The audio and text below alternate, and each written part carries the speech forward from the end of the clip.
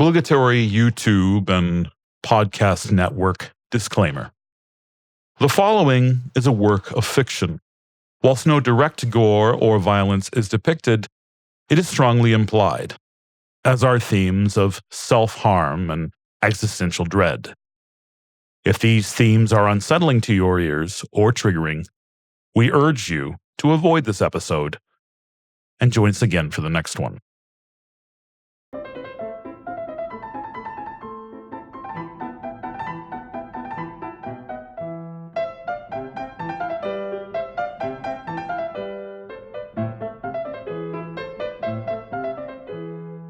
$39, $28,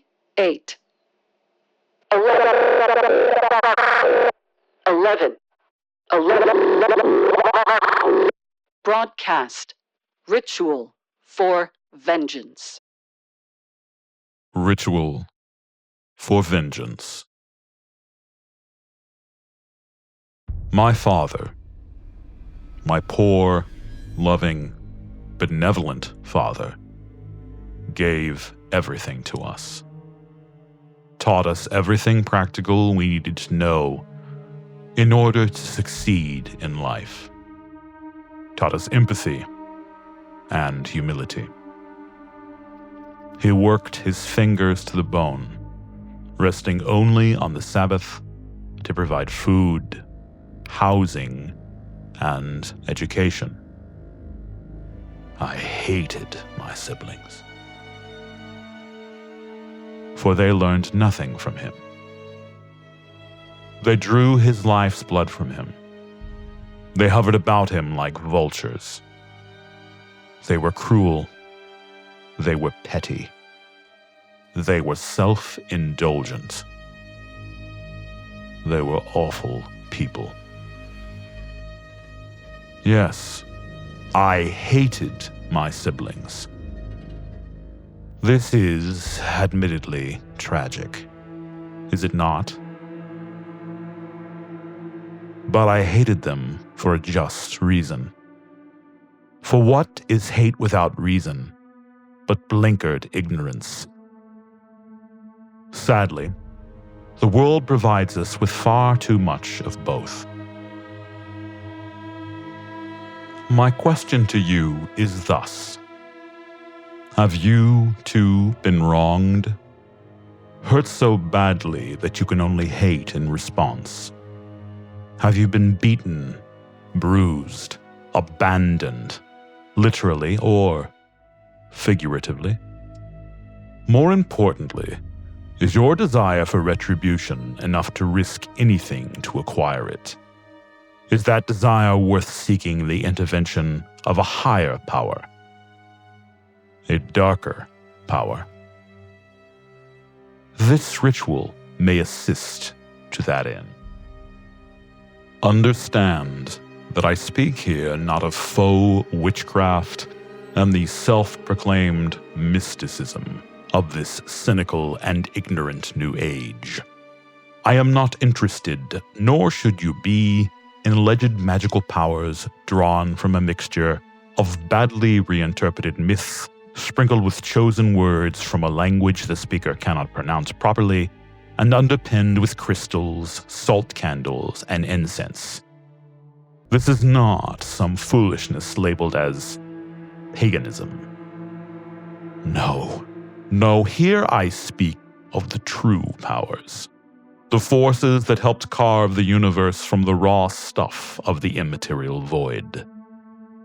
Those who were imbued with the power to shift the hearts and minds of billions, to bring down blessing as well as retribution, whose minds are as infinite as expanding universes. He is but one of them. At the fell, burning heart of the Immaterium, he dwells within a palace that is not a palace, whilst he watches with eyes that are not eyes, as stars are born and cool to ash, as galaxies spread out and unravel over the eons, where time has no meaning, where the laws of reality are defined by those who dwell within. If you would make supplication, if you would contact his servitors, if you would willingly bind yourself to his service to achieve your justice, then he would hear your words. He would consider your plea. Proceed, however, with utmost caution, for there are dark powers, young one, and there are darker powers. By seeking an accord with him, you seek an accord with one who is among the darkest. Your retribution will be just. Your desire will be fulfilled. But should you break that accord, should you turn away from him when asked to fulfill your end of this agreement, you will suffer in a way that your mind, little mortal, cannot possibly comprehend. A pain beyond pain, suffering upon suffering. You will wish for the proverbial lake of fire. And perhaps, if he is feeling merciful after your groveling for forgiveness, perhaps you will be given the mercy of that lake. Be glad if you are. If you remain undaunted, committed to your path, then you have my deepest sympathies. Your pain must be great indeed. Listen on. Fix your sights upon an open space of sacred significance, open to the sky and justly consecrated. A blessed glade, untouched by modern corruption. An ancient kirkyard, redolent of loam and grave moss. The stones of a temple dedicated to gods long forgotten. The ruins of an old church dedicated to a god who is perhaps not so forgotten, but badly misinterpreted by we arrogant mortals. It matters not, so long as one can see the sky and know the holiness of the place. You shall require a piercing implement. No sacred blade is required. A dagger, a knife, a sharpened piece of wood, or a sliver of glass. In the trenches of my youth, we used the bayonets given to us by our oppressors. Behind the bars of secret prisons in the service of countless tyrannical regimes, the desperate have been known to use sharpened spoons. In the fetid fortresses of bloated slave traders, even bits of stone could be used. No less has been the vengeance rewarded to those who use such humble implements. Your tool need only be capable of drawing a trivial amount of blood. Know, dear heart, that it is the compact that matters, not the filigree of the one who offers it. Gods with venerating have no need for riches, and little tolerance for their open display. When your site has been selected and your piercing implement chosen, burn for yourself a bundle of willow branches and gather the ashes. Burn enough to fill a modestly sized vessel. It is better to bring more than to bring less. Next, seek to acquire an item of personal significance to the object of your ire. The more intimate to those whom you would seek to direct the fangs of his justice, the better. A scrap of cloth, a lock of hair, a drop of blood, an heirloom once owned. If these cannot be acquired, then you must attain what you can. A personal signature, a photograph or portrait, some identifying mark. You must be able to point to this artifact and to demonstrate with certainty that this is the trace of the one who offended you. When this is ready, obtain a sheet of paper or parchment and write your true name upon it in ink the color of coal or pitch. Mark me your true name. No, it will likely not be the one given to you by your mother and father. It will not suffice to be the name the courts might know you by. No. This requires your true name, the name that you call yourself within the sacred sanctuary that is your own mind. Use the name that is closest to you, truest to you. These other names are merely abstractions, societal constructs, the foisting of one long-dead being's name onto another, often unwilling participant. We name ourselves, my child. It is one of the few powers in creation to which we alone are entitled.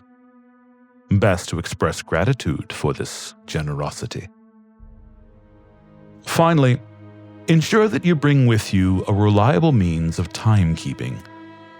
Few in the present day are capable of tracking the minutes and hours in the ways once known to our forebears. Timing is critical to this ritual. Now, select the moment that seems right for you to approach him at your chosen site. Day or night, fair or foul, it matters not. Ensure that you are alone within the sanctified land you have chosen. Bring none with you. Ensure that no living beings are present within your sacred space, save the beasts of the land and sea and the fowl of the air. Companion animals are best left at home, unless you cannot survive without them, or the opposite is true. When you are ready to set out, ensure that you come before him humbly. Dress simply. Ensure that your clothing is not a riot of colors. His servitors have little regard for the multifold colors of biblical Joseph's coat, nor do they have any respect whatsoever for fashion t-shirts and designer shoes. Coach bags and Prada are frivolous wastes. Glittering jewels are often gathered with the blood of the innocent and the oppressed, and these are his children. Leave such things at home. You will not need them. A simple wedding band, a bracelet, your dog tags. These are sufficient. More, well, I would advise against more. Above all, avoid bringing anything that reeks of conspicuous consumption, lest you be devoured like so many others before you. Find a spot for conducting your ritual. A comfortable space isn't strictly speaking necessary. It is, however, strongly recommended. You may well sit and stand for long periods of time. The manner of your posture won't matter much to him. Be respectful. That is enough. A ritual circle. Candles. Candles are unnecessary, merely a convenience, as if colored wax would have meaning to the monochromatic god. The circle. Well, that is what we brought the willow ash for, my friend. Leave the salt, chalk, and iron filings at home. You are not seeking to keep out the devil, to imprison a demon, or to protect yourself from a lycanthrope. I enjoy a good paprikash, and who doesn't? But do not scatter spices and garlic. You are summoning a servitor of the outer darkness. Such things are trivial, even laughable, to them. No, you see, one keeps out such eldritch powers by using those implements and materials emblematic of the things that they themselves fear. Truly, genuinely fear. And he is fear. When speaking to the highest power, you might surround yourself with prayer beads, or brandish a blessed icon of your chosen deity. But this is not his way, you understand. The faceless gods is the way of the earth and shadow, the blood of those who toil upon and within. The willow suits this purpose admirably. Willow, you see, is a fickle tree. It is as liable to provide the material for a good bow as it is to crush the home of the bowyer. It is likely to provide shelter to a traveler in search of shade, and it is equally likely to drop a heavy branch upon his head. There are other substances, other materials that are equally suitable.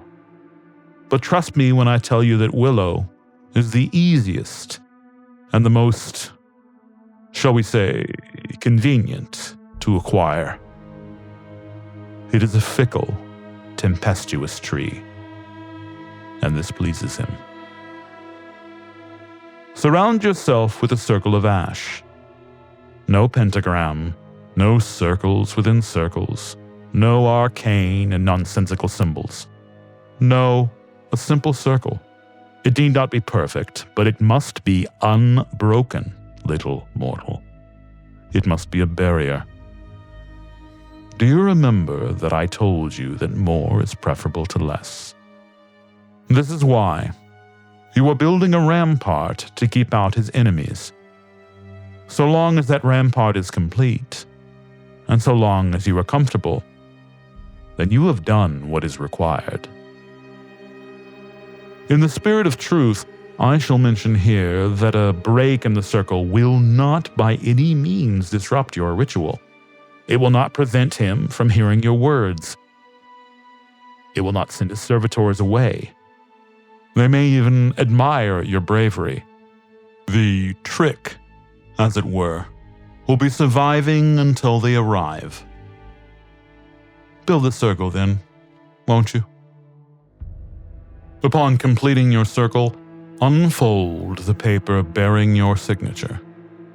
Place it upon the ground in front of you, and place those items linked to those who have offended you directly upon it. You may wish to hold it all steady with your foot on a windy day. Perfectly fine. He isn't terribly picky about this sort of thing. But ensure that no other items touch it. All of this should remain open to contact by other beings. And hopefully, these beings will mean you well. Whereupon this is complete, draw in a comforting breath. Good. The ordeal has begun. Look to the sky and utter the nature of your grievance. Speak truthfully, with no fear of shame or suffering. Your words are safe with him, and those he will send to communicate with you will regard you no less. Speak at the tempo, at the speed, at the volume with which you are most comfortable. Only speak the words with your lips or sign with your hands. The gods, you see, cannot hear what we do not open our mouths or make our hand signs to say. Only one who has been given the power to see within the sanctuary of your mind unbidden could see such things. There is only one such being, and that one is not being summoned today. Whilst we are on the subject, let us briefly speak, you and I. Frankly, this had better be a good reason. I cannot stress this overmuch. Your grievance must be legitimate. Your pain, your trauma, must justify his intervention. He is not interested in your petty squabbles with neighbors. The girl who broke your heart in 20 pieces was doubtless the cold and unfeeling harridan you feel her to be, but that is merely your perspective. Unless she has truly, utterly ruined your life, then she has not earned his vengeance. The man who defrauded your aged parents was a charlatan, no doubt. But did he steal a credit card or take their life's savings? Did the politician you hate merely enforce a policy you loathe? Or did he do unspeakable things to the innocent? These things matter. For if your grievance is justified, then your request for justice may well be heard. It is said in sacred texts and tomes so secret that to utter their very names aloud is to invite accusations of blasphemy in some parts of the world, that he shall tear down the palaces of the unjust, that he shall burn the vineyards of the opulent, that he shall strangle the slaver with the very manacle with which she binds her victims. But be careful, lest you be the one who burns. Be cautious, lest you be the one strangled. He does not tolerate false justice. Better you never demand it. Better you should suffer in silence. Allow me to share a story, a parable if you will, though I make no claim for scriptural eloquence. I once knew a woman, a remarkable woman, mind like a whetstone, a brilliant poet. This did not, I am sorry to say, ensure a happy life. The poet, you see, had parents best described as barely human. Parents only in the sense that an accident of biology resulted in her uncelebrated birth. Her siblings, all of them older, were no better. She, they blame for the abuse. She, they blame for her suffering. When the unique shyness, as it would then have been called, of her sexual orientation was laid bare, they accused her of being a slattern, called her a sinner, just as easily as her parents who threw her out into the street. Still, this woman, this remarkable woman, cast in bronze and sheathed in steel, withstood it all. She moved on in life.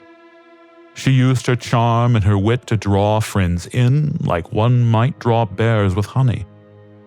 Her words, spoken aloud in places where women rarely spoke freely in those days, could bring grown men to weep, draw busy merchants to halt their transactions, if only to hear just a few lines. Oh, her poetry. Perhaps you've heard a few lines, read them in some dusty textbook, but to hear it. What a tragedy that most of her work has not survived to the present day, and how sad it is for you that her words have never reached you in their entirety. Those poems, they could make Ares give up war, earn forgiveness for Prometheus, cause Thor himself to loosen Loki's chains and embrace him as a brother. Better still, she found love. A love genuine, true, and wildly passionate. Were I to digress by telling you tales of it, you'd likely accuse me of constructing a fairy tale fiction. But every word would be true, and for a time, the love was returned in full. For a time. All the while, with her wealth and standing increased, she sent aid to those who had beaten and rejected her. She would not see them starve. She would not allow their cruelty to allow them to be subject thereto. There was no gratitude despite this selflessness. No words of thanks, only harsh letters, only moralizing nonsense. Then the lover grew tired of her, as many do. Love is a fickle thing, and though she was kind in ending their tryst, the lover made it clear that she could see no future with the poet, no way forward.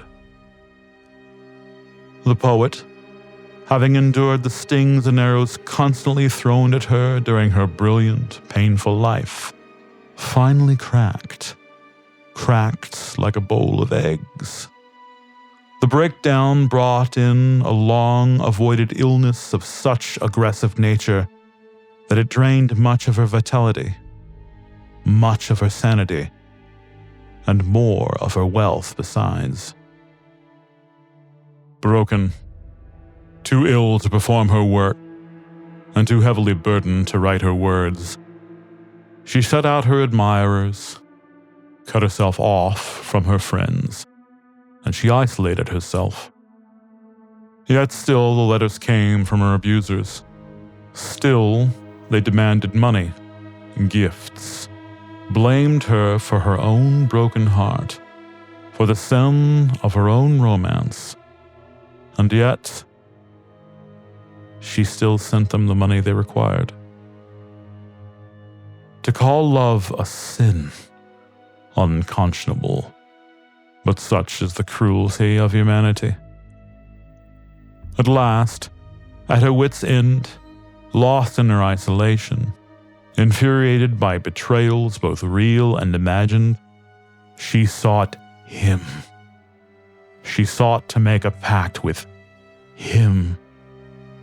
She made the supplication. She invoked the rites.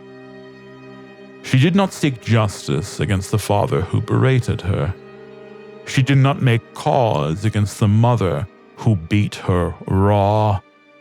Nor did she call for justice with regards to the siblings who defamed her.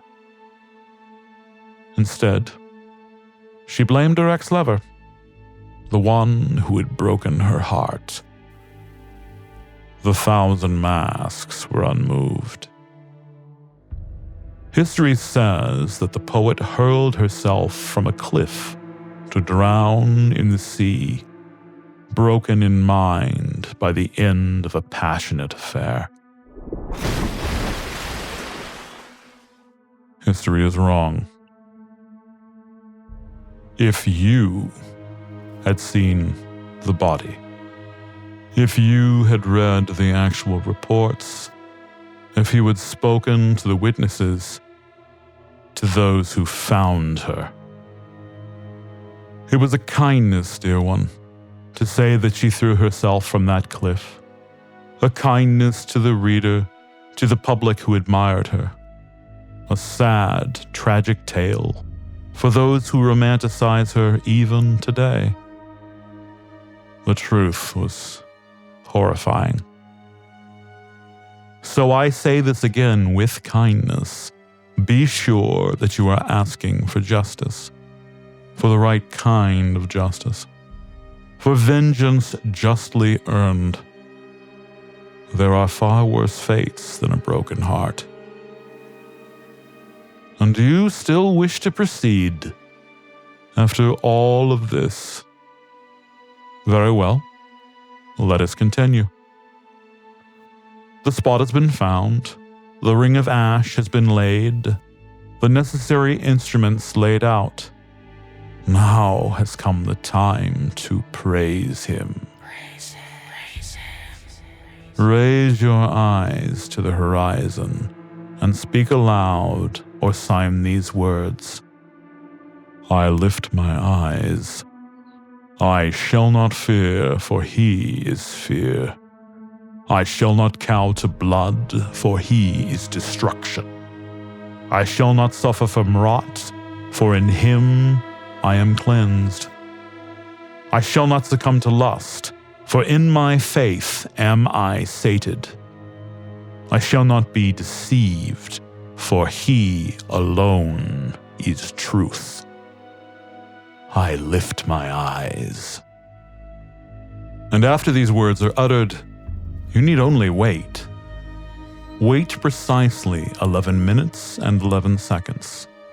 Remain silent as you can. Remember the words of the mantra. Consider the pain you have endured.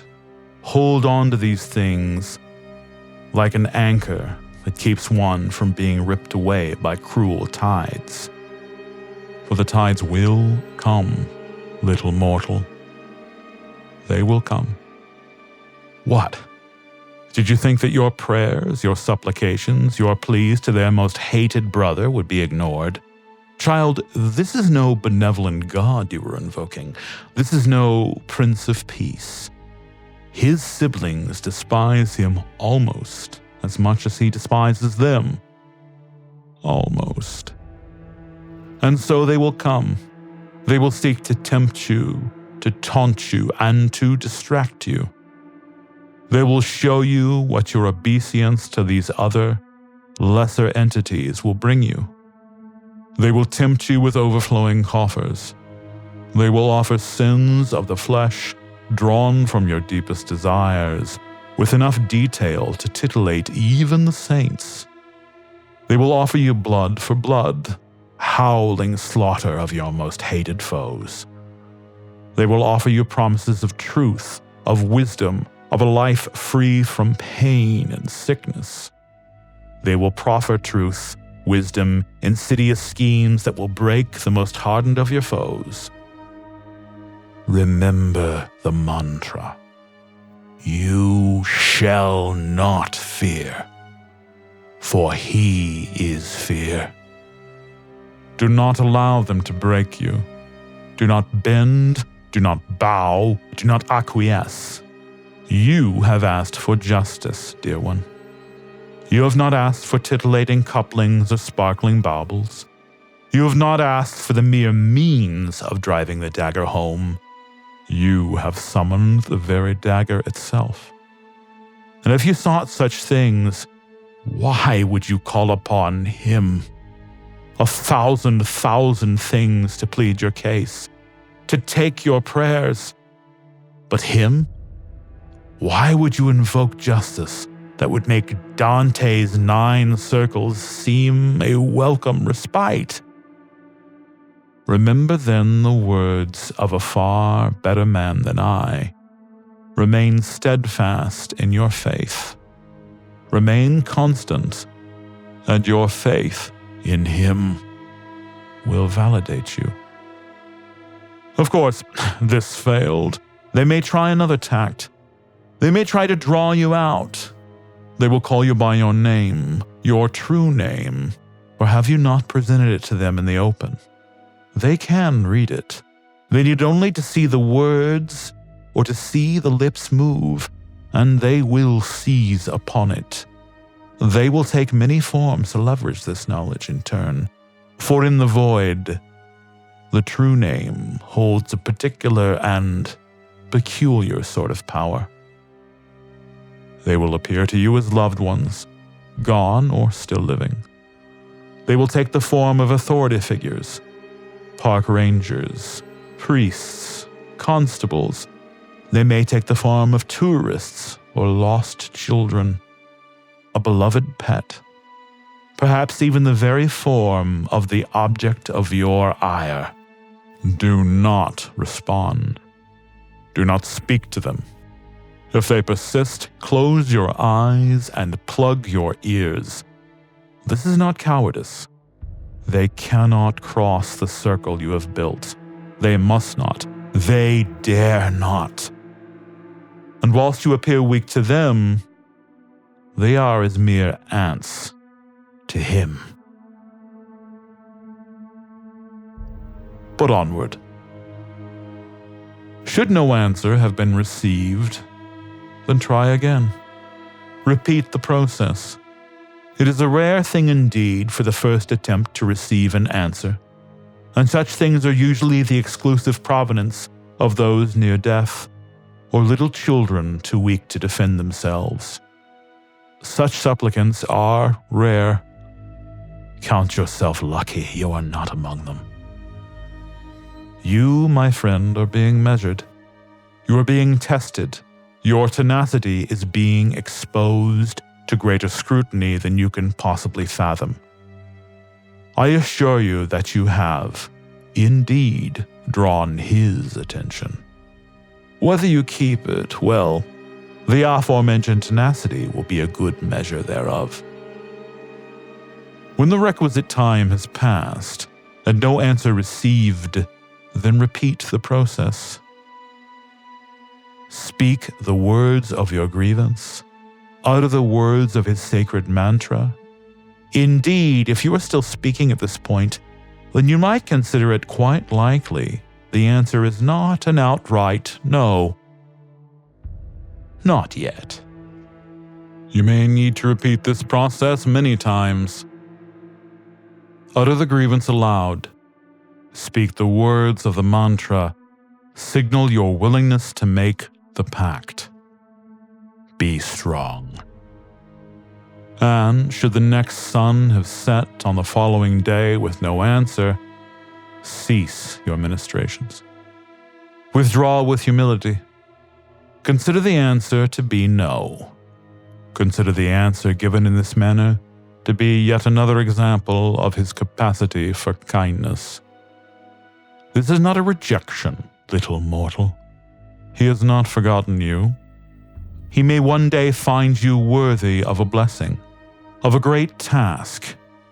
Do not make the request again without his invitation. His negative response might well be interpreted as, perhaps one day, little one. But it may just as easily be interpreted to mean that you should never broach the subject again. Either way, if you walk away without his intervention, then know that he appreciates your spirit. He values your supplication. He has marked you for future consideration. For the sake of decency, honor that. Eat, hydrate, rest, and fight on. And how will you know that he is answered before the time period has elapsed? Look not to fear, for afraid you shall already be if you are a being of any sense. Look instead to other signs, the taste of copper in the mouth, the smell of creosote and ash, a dimness in color. For everyone, the signs will be slightly different, but you will know. I assure you that you will know. When the servitor arrives, mark them by their form, and they may take any. For is he not the god of 1,000 masks? The Hidden Word, Book of Truths, Chapter 1, Verse 18 says, And lo, his masks number 1,000, but his servants number 1,000,000. Who are we to question the form taken by a son or daughter of our beloved Dark Father? Who are we to question a servitor sent to treat as an equal with one whom, to its master, is little more than a mote of dust in the eye of the immaterial void? I've heard tell of animals sacred to him. Crows, ravens, stags, gray wolves, humans, perhaps the dreaded Kushi itself. They are often albinoid, melanotic, or monochromatic. When they arrive, they will speak no words. They may smile, they may frown, but they will depart as silently as they arrived, though you, dear one, may not. For if the servitor has arrived, and the answer is not in the affirmative, silence will be the least of your concerns. If your supplication has been accepted, then the being will place its left hand, paw, or claw upon the paper bearing your name. You now have a choice. Choose carefully. Oh, I beg you, choose carefully. For the contract offered is simple. He will exact justice upon your tormentors. In exchange, he will call upon you to fulfill a task in the future. What task, you might ask? Oh my. What a strange and terrible thing it would be to know the whims of a god. His needs are many, as numerous as his children. Perhaps your task will be to acquire a rare book or a sacred relic. Perhaps he will ask you to steal. Perhaps he will ask you to kill. And perhaps, you will be asked to do nothing more than to undertake a period of prayer and fasting. Perhaps you will be the instrument of his vengeance. Perhaps you will be the instrument of vengeance called for by another desperate soul. Perhaps you will sing the chorus. Know, however, that the terms are always the same. You will never be asked to perform a task that you were incapable of achieving, and that you will be expected to do. One way or another, you will fulfill your part in the pact. For the dramatic and/or cynical amongst you, let me be very clear in seeking to elucidate your understanding. Your task will not be determined by what he has done for you. This is not some Faustian bargain. He is no deceitful Mephistopheles. He is always honest, and he is far, far worse. You will complete the task in order that the notes he has written will play their parts in the great symphony that is creation. Or he will write your funeral dirge. If this is acceptable, if you are prepared to go through with such a bargain, then signify your willingness by producing your piercing implement and drawing a small amount of blood. Allow the blood to fall onto the paper. That same paper where the servitor's hand, paw, or claw awaits an answer. State then your reply and be forthright. I accept and I am grateful. Hail malice. Hail to the fifth path. Hail to the 1,000 masks. And what if you reject this bargain? Then away with you in humility. Apologies.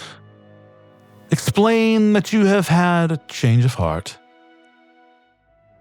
Promise to make an offering and to pass the ritual process on to another who may need it. You will be left in peace. Best, however, to avoid making demands of gods in the future. Should you accept, the pact is made. It is sealed. It cannot be altered. Congratulations, brother or sister. You have been blessed with the favor of the lurker beyond the threshold, with the benevolent gift of he who is called Nyarlathotep and Malice, Tezcatlipoca and Nergal, Cernunnos and Wendigo, the doom of Old Carcos, the black bull of chaos, and by countless other names, epithets, and titles. Wait, you might well ask, what form will that justice take? It will be just, little mortal. It will be just, and that will be good enough for you. Do not make the mistake of dictating the terms of your arrangement, for to do so is to invite the same reprisal onto yourself. Gods are not dictated to. They are placated. They are honored. They are feared. And sometimes they are even loved, but they are never commanded. You might well ask about my own experience. What was it that malice did for me? What is it that antipathy granted me?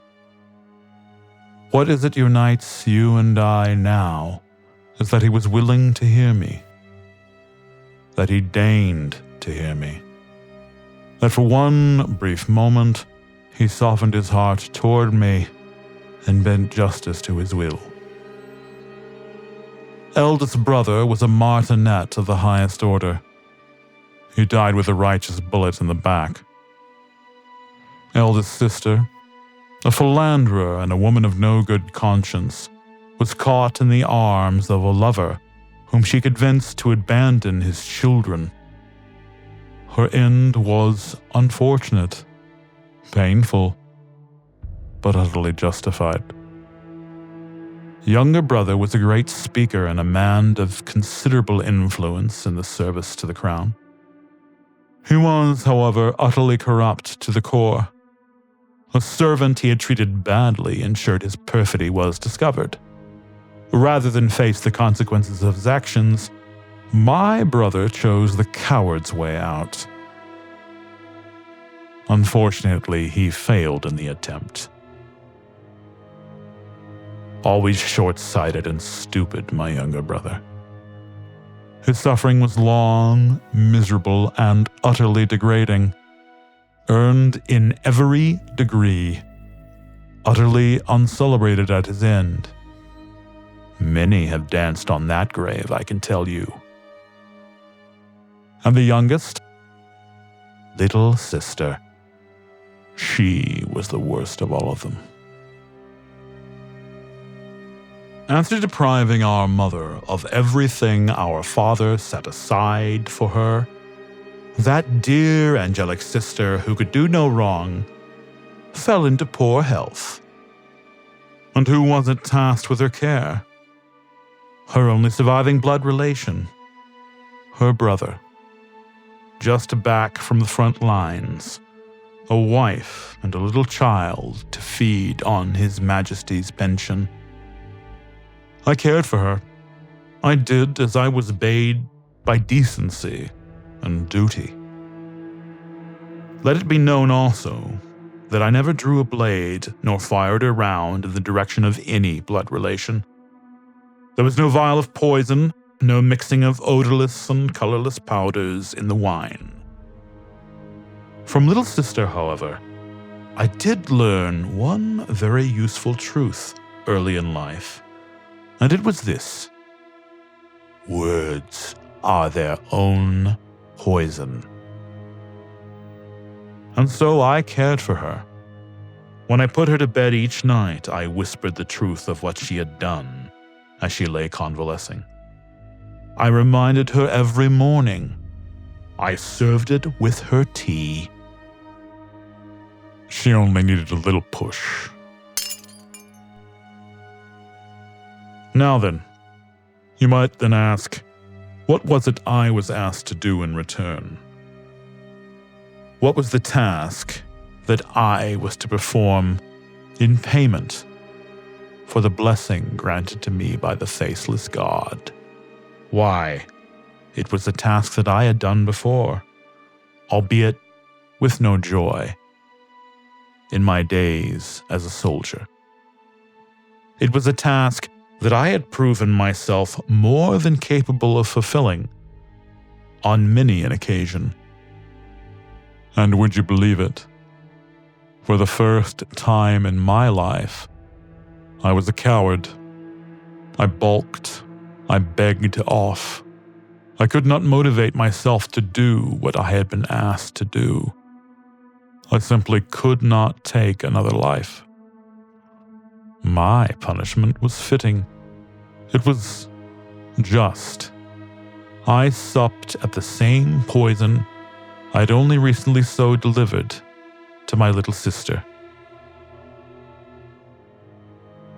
For He alone is truth. And now I know the truth. All of it. And since that time, I have been given all of the life that I refused to take when the task had been given to me.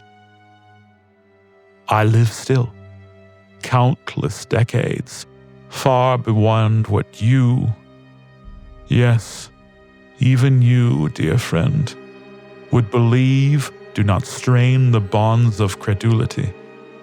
Years of watching everyone I knew, everyone I loved, die.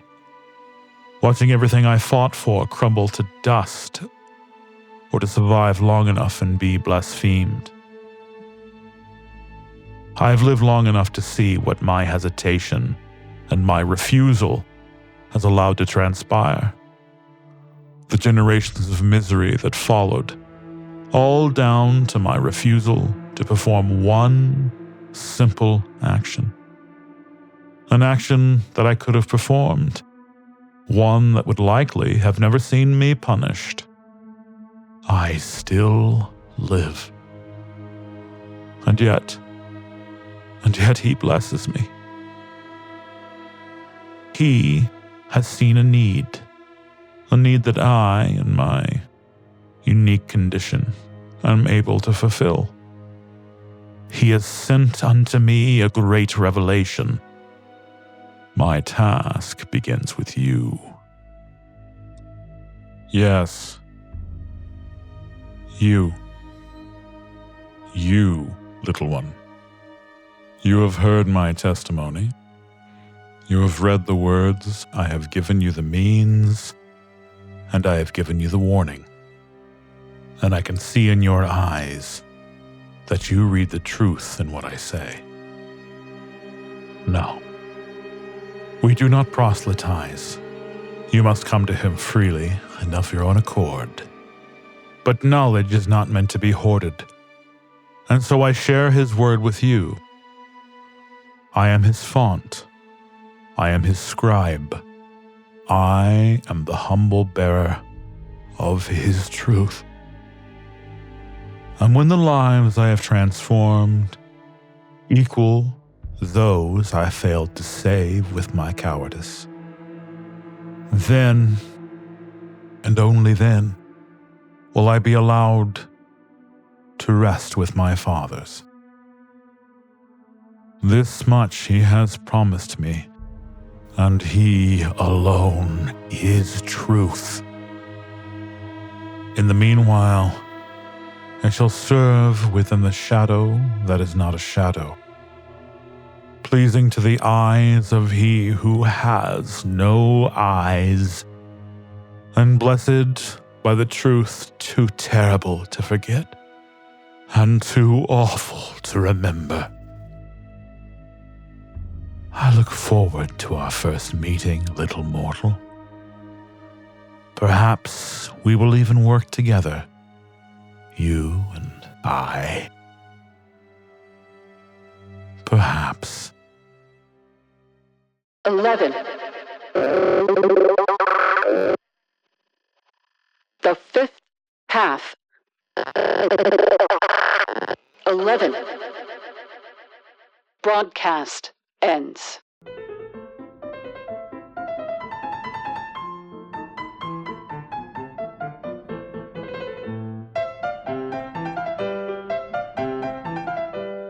We are sincerely grateful as always for the time you've taken to listen to this broadcast.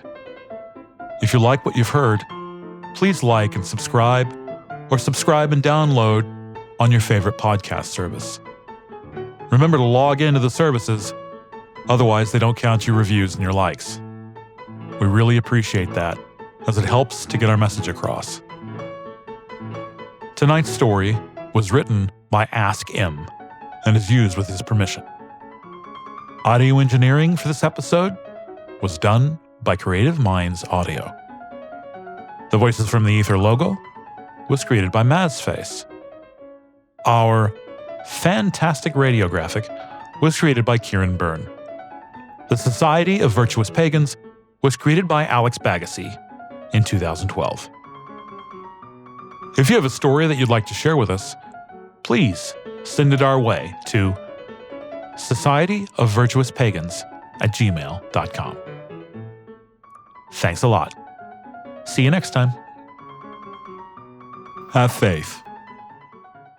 We know.